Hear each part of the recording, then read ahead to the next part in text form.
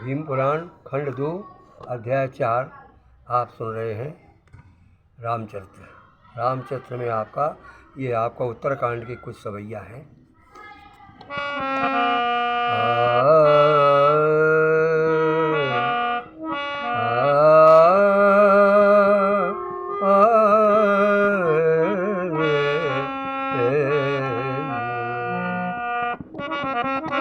अपने अपने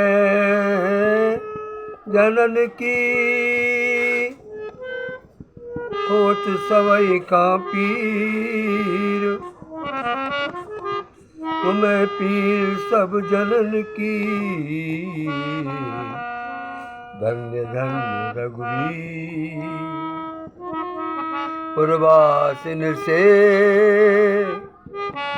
श्री राम मिले, पूर्वासिन से श्री राम मिले, निज धाम के निर्धाम में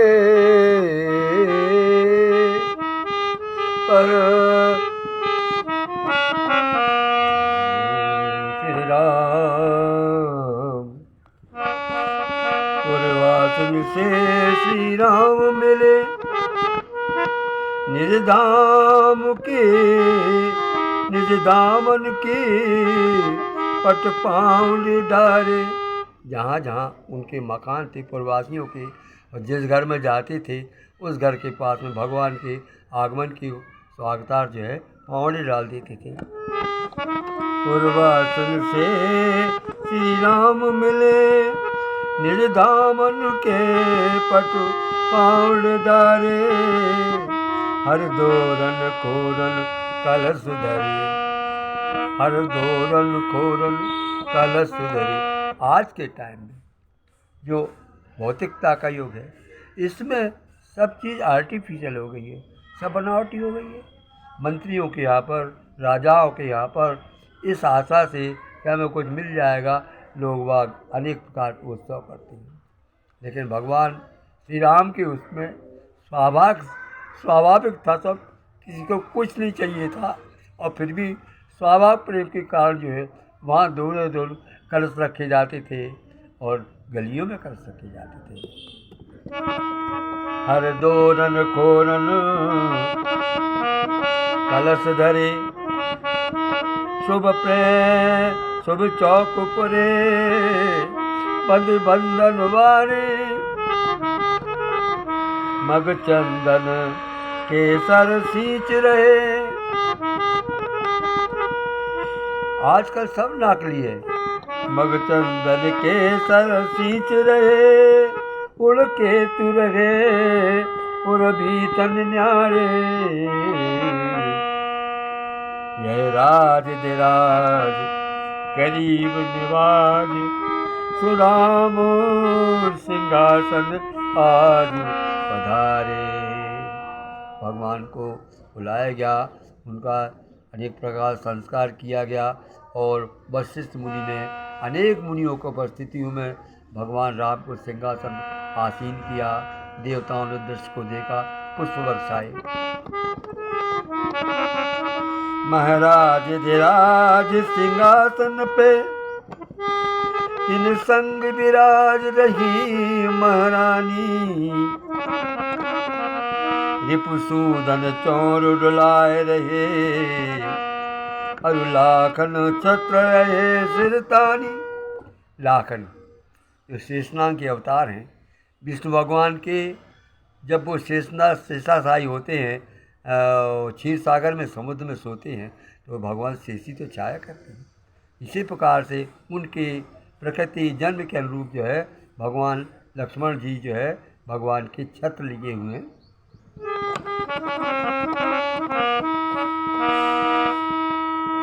रिपुसूदन चारु डुलाए रहे, हर लाखन छत्र धरे सिरतानी।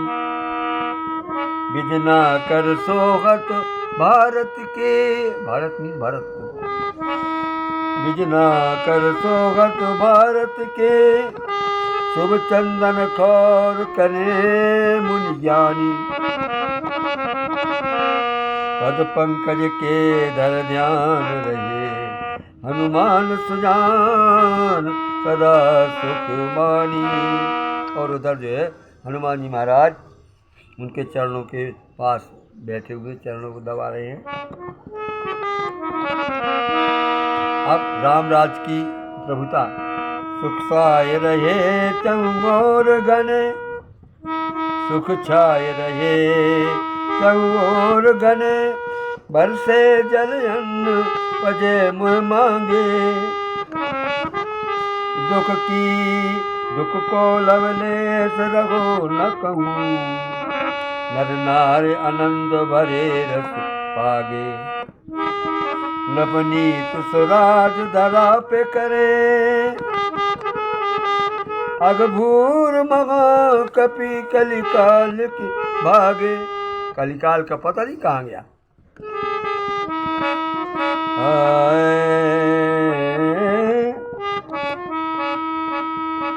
नवनीत सुराज धरा पे करे, अघभूर महा कलिकाल के भागे।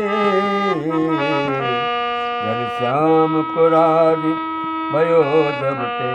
घनश्याम कवि का उपनाम भी है और घनश्याम माने भगवान रामचंद्र जी। घनश्याम को राज भयो जब ते, तब से अनुराग बड़े दिन जागे। प्रेम का साम्राज्य हो गया।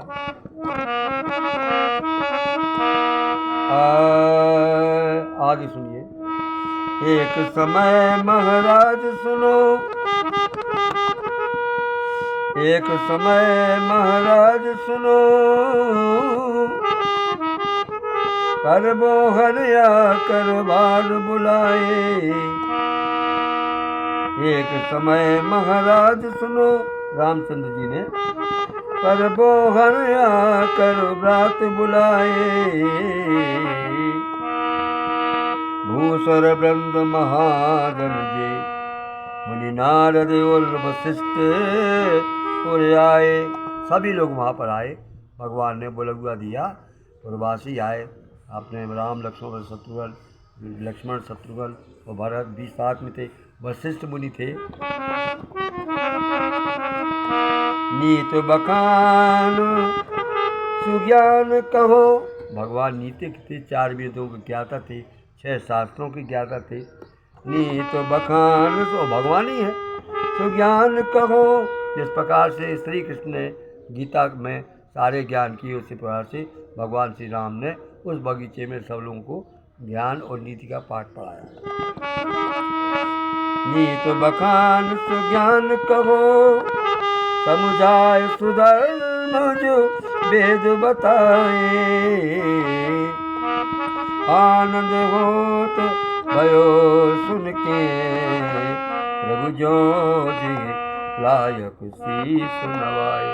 और जिस प्रकार के जो उनके सभा में मौजूद थे, उसी प्रकार से भगवान ने उनका स्वागत किया। मुनियों के लिए शीश नवाया, बड़े बूढ़ों को शीश नवाया, छोटों को आशीर्वाद दिया। इस प्रकार से उन्होंने भगवान ने उस अपने प्रमोद मन में जा कर के और सबको जो है आस को दिया। आगे सुनिए।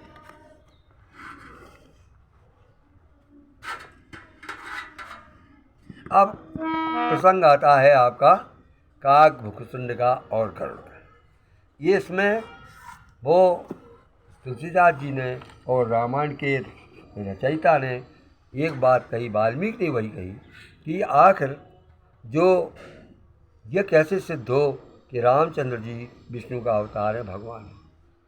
इसका जो संदेह था पहले ही सुन चुके अपन कि पार्वती ने संदेह किया था और उनको उसका फल भी मिला था। सती को पार्वती बनना पड़ा था और पार्वती ने फिर शंकर जी से पूरी कथा सुनी और उनका जो मोह है वो दूर हुआ। इसी प्रकार का मोह जो है गरुड़ को भी हो गया था, क्योंकि गरुड़ ने जो है जिस समय पे भगवान को नागपाश बांध दिया गया तो नारद जी ने बुलाया गरुड़ को और गरुड़ ने देखते ही सांप भाग गए तो छूट गया बंधन से। लेकिन उनके मन में ये शंका हो गई कि आखिर जो है कैसे भगवान है जिनको जो है नागपाश से बांधा गया और मुझे छुड़ाना पड़ा। ये संदेह का निवारण करने के लिए पहले वे शंकर पे गए। शंकर जी ने कहा, मिले गरुड़ मार्ग में मोही, कौन बात समझाऊं तो ही। और उन्होंने कह दिया कि ऐसा करो, आप वहाँ पर नीलांचल पर्वत पर जो वो कागभूषणी है वो आपका शंका निवारण करेंगी। तो वहीं गए वो।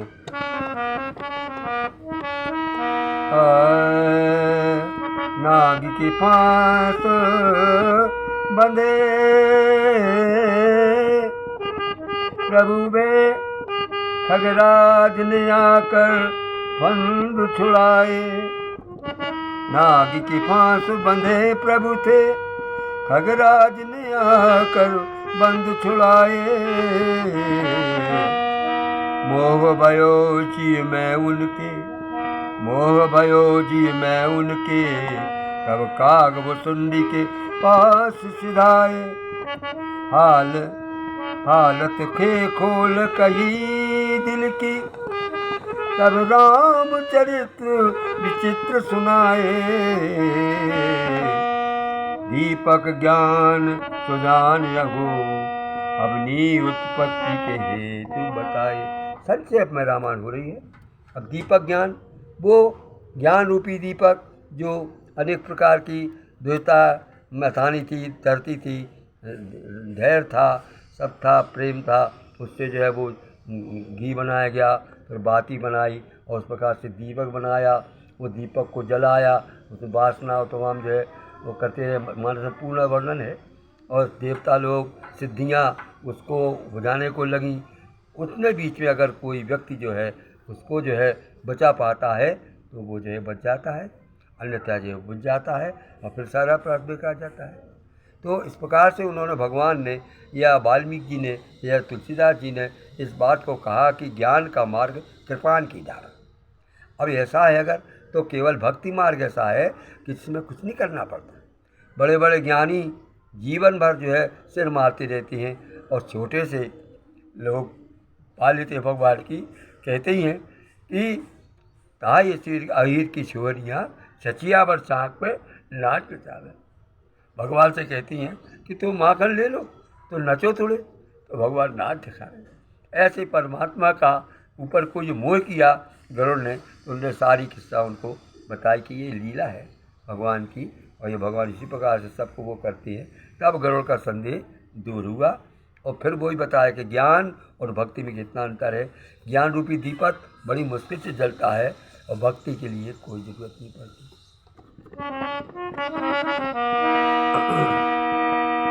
पावती अंत अनंत नहीं, सनकादिक आदिक पार न पायो। शारद नारद हाय थके, शारद नारद हाथ थके। उपनेत करे जस वेदन गायो, आदि कवीश्वर ग्रंथ रचो। वाल्मीकि जी ने आदि कवीश्वर ग्रंथ रचो, तुलसी सरमानस ताल बनायो। रामचरितमानस का उन्होंने तुलसीदास जी बनाया, उसी को कहते वो ताग न पाए सके, फिर भी कोई नहीं था पा सका, न वाल्मीकि न तुलसीदास जी न कोई भी। मैं अनुबंध क्या कर सकता हूँ, फिर भी मैंने लिखा। ताग न पाए सके फिर भी, मति मंद कछु, मति मंद कछु, घनश्याम सुनायो। इस प्रकार से बढ़ा रहा है कि तुलसीदास के रामायण की जो छोटा छोटा अनुवाद है वो मैंने किसी अब शब्दों में, टूटे शब्दों में किया है। अब अंतिम है भगवान का।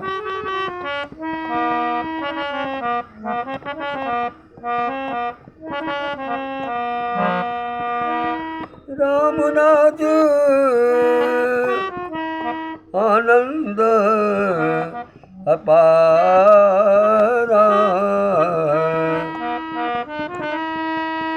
राम नाज आनंद अपारा।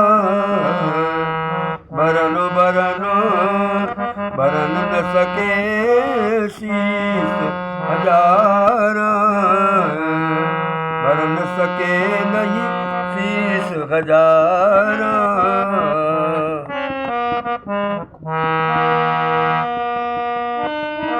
जय जीवन जग जीवन मर्यादा थापी, मारे धनुज महा संतापी।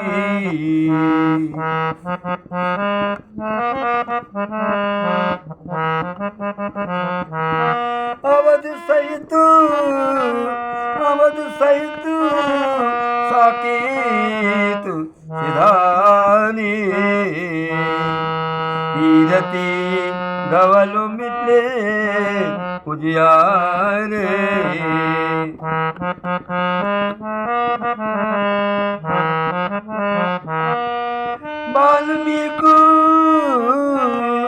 वाल्मीकि रामायण गाई, सो नप सो समस्त नप तुम्हें सुनाई। ये लोमस ऋषि उनसे वर्णन कर रहे हैं युधिष्ठिर से, पांडवों से, कि जो वाल्मीकि रामायण है उसी का मैंने आपको सुनाया कि कैसे भगवान की लीला हुई।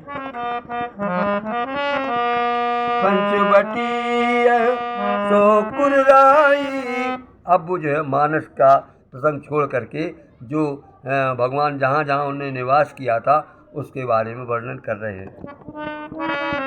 पंचवटी सो कुर्राई, गोदावरी तीर सुख पाई, गोदावरी तीर सुखदाई।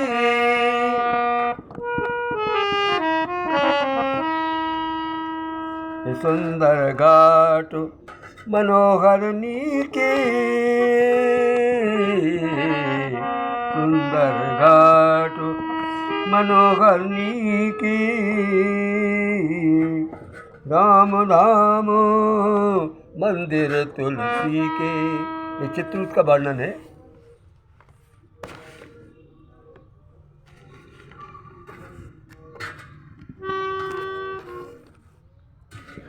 राम घाट मंदिर तुलसी के। जिनने देखा ना हो, जिन लोगों ने दर्शन ना किया चित्रकूट का, उनको ये सचित्र वर्णन है, जा कर के देखें।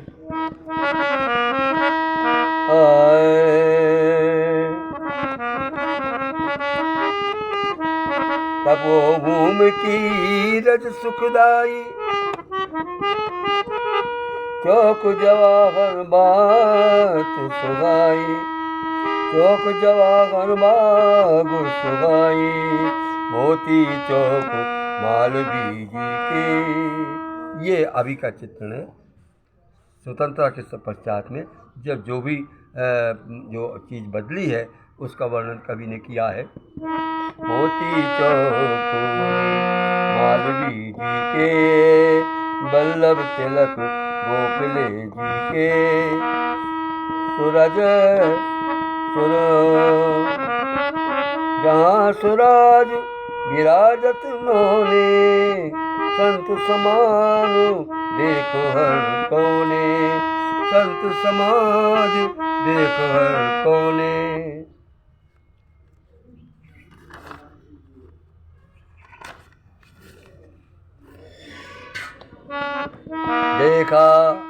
देखा तो पंचवटी बन नाना, पांडव आगे कियो पयाना, निवसे पांडव को पावनाई, विद्यमान अब लग सो भाई। आप अगर टूर पे जाएं, पंचवटी की टूर पे जाएं, अगर जो है